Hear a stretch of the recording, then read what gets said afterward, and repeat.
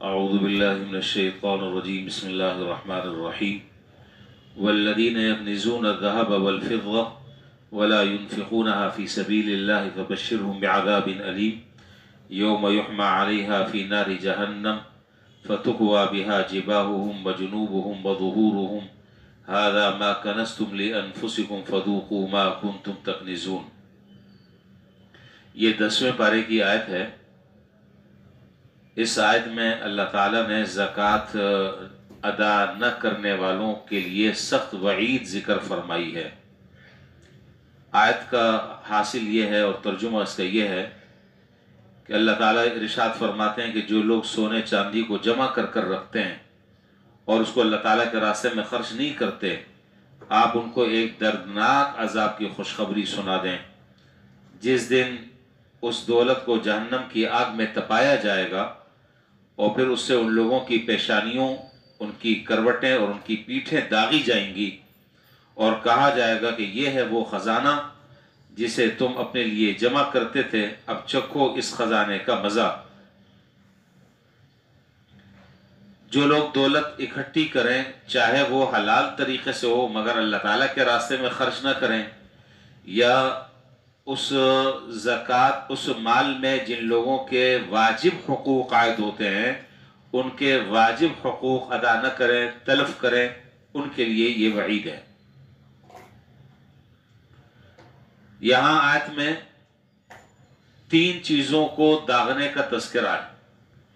حضرات مفسرین نے اس آیت کے ذیل میں لکھا کہ ان تینوں کی تخصیص یہ ہے، اس کی وجہ تخصیص کی یہ ہے کہ جب بخیل دولت مند سے جب یہ کہا جاتا تھا دنیا میں کہ تم اللہ تعالیٰ کے راستے میں خرچ کرو تو سب سے پہلے اس کی پیشانی پر بل چڑھ جاتے تھے.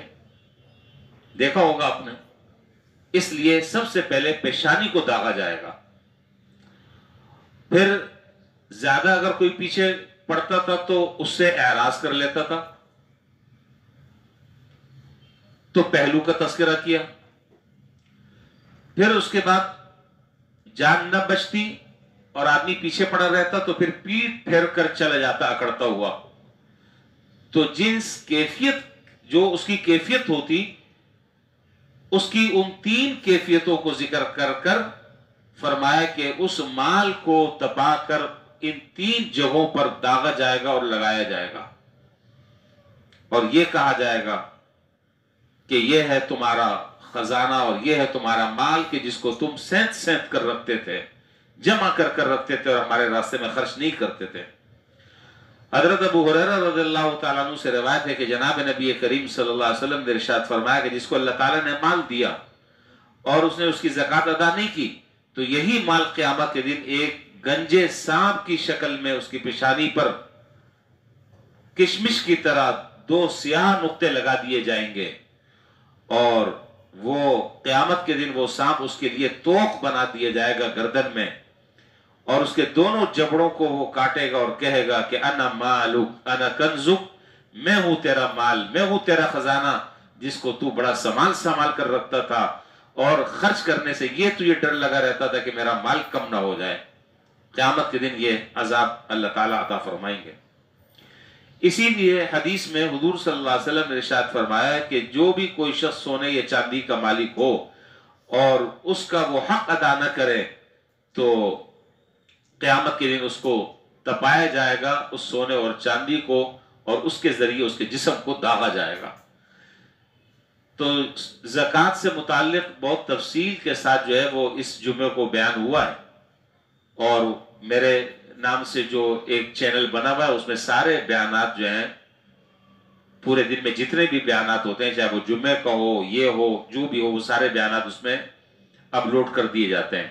تو تفصیل تو آپ وہاں پر دیکھ لیں. اس وقت موقع ان تمام باتوں کے دہرانے کا نہیں ہے، صرف 2-3 باتیں میں یہاں پر میں عرض کر دوں گا. ایک تو بات یہ ہے کہ زکوٰۃ جو ہے وہ 4 طرح کے مال میں ہے. نقد روپیہ ہو، کسی بھی شکل میں ہو، کسی بھی کرنسی میں ہو، آپ کے پاس ہو، بینک میں ہو.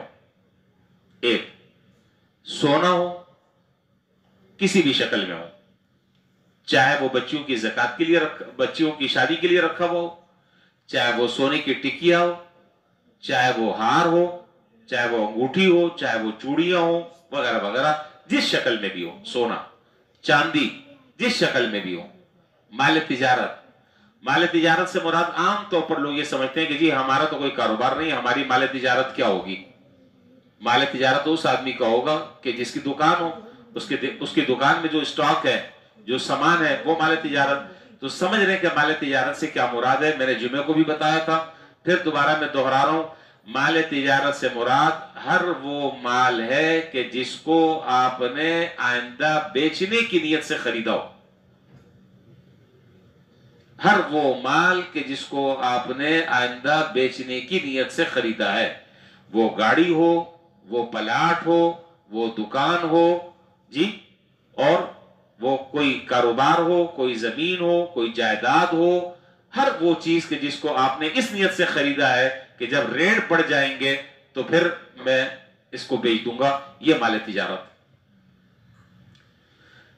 اسی طریقے سے ضرورت سے زائد سامان بہت سارا آدمی کے پاس ہوتا ہے، تو زکوٰۃ کا جو نصاب ہے جو گورنمنٹ نے اعلان کیا ہے یکم رمضان کو، وہ 1,35,000 روپے۔ اس کا مطلب یہ ہوا کہ اگر ایک آدمی کے پاس 1,35,000 روپے ہیں، چاہے وہ یہ ساری کی ساری رقم کیش کی شکل میں ہو، یا 1,35,000 روپے کی مالیت میں سے کچھ نقد ہے، کچھ سونا ہے، کچھ چاندی ہے، کچھ ضرورت سے زائد سامان ہے، ان تمام کی تمام چیزوں کی مجموعی جب ہم مالیت لگاتے ہیں تو وہ 1,35,000 تک پہنچتی ہے، تو اس کے اوپر زکوٰۃ فرض ہے، زکوٰۃ ادا کرنی ہے۔ اسی طریقے سے خواتین ہیں، ان کے پاس عام طور پر گھروں میں سونا اور چاندی زیورات وغیرہ ہوتے ہیں، تو یہ بات بھی میں بتا چکا ہوں کہ جس کی ملکیت میں جو چیز ہے اس کی زکوٰۃ اس کے اوپر ہے۔ جس آدمی کی ملکیت میں جو جو چیزیں ہیں اس کی زکوٰۃ وہ خود ادا کرے گا۔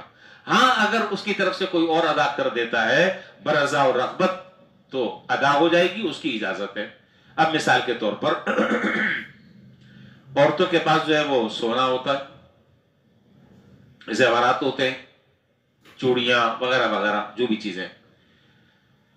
اب اگر ان تمام کے تمام چیزوں کی مالکن عورت ہے، وہ بیوی ہو، وہ بہن ہو، بیٹی ہو، جو بھی ہو، اس کی زکوٰۃ اس کے ذمہ ہے۔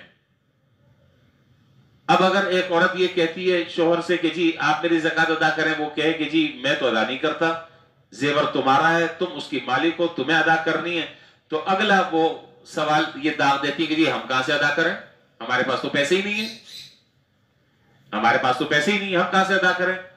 آپ اس طریقے سے ادا کریں کہ آپ اپنی ایک انگوٹھی بیچ دیں، آپ اپنی ایک بالی بیچ دیں، اپنا ایک کڑا آپ بیچ دیں، تو جب آپ یہ بات کریں گے تو وہ کہیں گے ہاں مجھے یاد آ کہ وہ فلاں الماری میں وہ ایک لفافہ رکھا ہے، میں ذرا سا دیکھتا ہوں کہ کتنا ہے۔ وہ بیچنے کے لیے تیار نہیں ہوتی، خاتون جو ہے وہ زیور بیچنے کے لیے تیار نہیں ہوتی۔ تو عورت پر اس کی زیورات کی زکوٰۃ عورت کے اوپر ہے، اور اگر شوہر اس کی طرف سے اگر ادا کرنا چاہے تو ادا ہو جائے گا۔ اور شوہروں کو اس سلسلے میں بہت زیادہ ہٹ دھرمی اور ضد کا مظاہرہ نہیں کرنا چاہیے۔ بہت سارے کام ایسے ہیں کہ جو بیوی کے ذمے نہیں ہے لیکن وہ کرتی ہے، تو کچھ اخلاقیات بھی کوئی چیزیں ہوتی ہیں، اور لحاظ اور مروت بھی کچھ چیزیں ہوتی ہیں۔ بہت سارے کام جو اس کے ذمے شرعاً نہیں ہے وہ کر رہی ہے، آپ کی خدمت کر رہی ہے وغیرہ وغیرہ، اس کی تفصیل کا موقع نہیں ہے۔ تو اب آپ کو چاہیے کہ آپ خوش دلی کے ساتھ جو ہے آپ ان سے کہیں کہ اچھا بھائی جتنا تم کر سکتی ہو اتنا تم کر لو، باقی جو کم پڑ جائے گا وہ میں کر لوں گا، اور کر کر تمہاری زکوٰۃ میں ادا کر دوں گا، تو بہت اچھا ہو جائے گا یہ۔ اور بعد ماشاءاللہ ایسے بھی لوگ ہوتے ہیں کہ جو اپنی بیگمات کی زکوٰۃ جو ہے وہ خود ادا کرتے ہیں، ایسے بھی ہوتے ہیں۔ اور بعد ایسے ہوتے ہیں وہ کہتے ہیں کہ نہیں جی آپ خود ادا کریں، جو بھی کرنا ہے، میں کچھ بھی نہیں کر سکتا۔ اور اگر شوہر انکار کر دے تو پھر تو لا محالہ عورت کو ہی ادا کرنا ہے۔ لیکن بہرحال زکوٰۃ ادا کرنا ضروری ہے، اس کو اچھے طریقے سے سمجھ لیں۔ اس میں اللہ نہ کرے کوئی کوتاہی ہو گئی تو قیامت کے دن سخت عذاب ہوگا، دردناک عذاب ہوگا۔ اس سے بہتر یہ ہے کہ اپنے مال کو پاک کر لیں، اپنے مال کو صاف کر لیں، اور اس مال میں اللہ تعالیٰ زکوٰۃ دینے والے کے مال میں اللہ تعالیٰ برکت ڈال دیتے ہیں، اور اس کو ہر طرح کی آسمانی آفتوں سے اللہ تعالیٰ اس کی حفاظت فرماتے ہیں۔ ایک بات میں اور بھی ذکر کر دوں، زکاتی سے متعلق ہے. اب لوگوں کو اصل میں صحیح مسئلہ معلوم نہیں ہوتا. اب یا تو یہ بھی ہو سکتا ہے کہ مسئلہ تو معلوم ہے لیکن ہوشیار بنتے ہیں، اپنے مطلب کی باتیں ساری پتہ ہوتی ہیں. اب صبح فجر میں ایک لڑکا کا بچہ وہ مجھ سے پوچھ رہا تھا، تو اس نے سب سے پہلے مجھ سے پوچھا کہ امام صاحب میرے پاس مجھ پہ تو زکوٰۃ نہیں ہے. میں نے کہا یار نہیں ہے تو پھر میرے پاس کس لیے آئے ہو؟ بھائی جب آپ نے خود ہی فیصلہ کر لیا ہے کہ آپ کے اوپر زکوٰۃ نہیں ہے تو پھر پوچھنے کا فائدہ کیا؟ پھر میں نے کہا کہ پھر اس نے تفصیل بتائی، کہا کہ میرے پاس 7 تولے سے کم سونا ہے، 7 تولے سے کم سونا ہے، میرے پر تو زکوٰۃ نہیں ہے. میں نے کہا اگر آپ کو مسئلہ معلوم ہے اور آپ خود بتا رہے ہیں تو بس ٹھیک ہے. تو یہ اصل میں ایک غلط فہمی ہے، میں اس کو کلیئر کرنا چاہ رہا ہوں. آپ یہ جو مسئلہ ہے 52.5 تولہ چاندی یا 7.5 تولہ سونا، اس کو ذرا سا سمجھ لیں اچھی طرح. 7.5 تولہ سونے کا نصاب اس آدمی کے لیے ہے کہ جس کے پاس 7.5 تولہ سونے کے علاوہ 1 روپیہ بھی نقد نہ ہو. اس شرط کے ساتھ ہے. اب وہ شرط تو چھوڑ دیتے، 1 روپیہ بھی اس کے پاس نہ ہو. آپ مجھے بتائیں کہ کسی آدمی کے پاس اگر 7.5 تولہ سونا ہے، کیا اس کے پاس 100 روپے بھی نہیں ہوں گے؟ اس کے پاس 50 روپے بھی نہیں ہوں گے؟ اس کے پاس 500 روپے بھی نہیں ہوں گے؟ 1000 روپے بھی نہیں ہوں گے؟ میں 1 روپے کی بات کر رہا ہوں. تو اگر اس کے پاس جو ہے وہ 1 روپیہ بھی اگر ہوا تو اب یہ 7.5 تولے کا جو نصاب ہے وہ اس سے ساقط ہو گیا. اب نصاب آ گیا 52.5 تولہ چاندی. اور وجہ کیا ہے کہ یہ 52.5 تولہ چاندی جو ہے یہ نصاب انفع للفقراء ہے، اس میں فقراء کا زیادہ فائدہ ہے. بھائی 7.5 تولے سونے کو اگر نصاب بنایا جائے تو بہت کم لوگ ہوں گے، فقراء کا فائدہ کم ہوگا. اور 52.5 تولہ چاندی کو شریعت نے جو مقرر کیا وہ اس لیے کہ اس میں فقراء کا زیادہ فائدہ ہے، زیادہ سے زیادہ لوگ زکوٰۃ ادا کریں گے، اس میں فقراء کو نفع ہے. تو انفع للفقراء کا خیال رکھا ہے. تو اس لیے اس غلط فہمی کو دور کر لینا چاہیے. نصاب جو ہے وہ 52.5 تولہ چاندی ہے بس. اب وہ 52.5 تولہ چاندی کی قیمت کتنی بنتی ہے وہ میں نے آپ کو بتا دیا. وہ بنتی ہے 1,33,000 روپے اگر کسی آدمی کے پاس ہیں اور اس پر سال گزر گیا ہے. اور یہ بات بھی میں نے جمعے کو بتا دی تھی کہ ہر رقم پر سال گزرنا شرط نہیں ہے. مجموعی رقم پر اگر سال گزر گیا ہے تو اس کو زکوٰۃ ادا کرنی ہوگی. اللہ تعالیٰ اس فریضے کو ہمیں صحیح طریقے سے ادا کرنے کی توفیق عطا فرمائے. وآخر دعوانا الحمدللہ رب العالمین.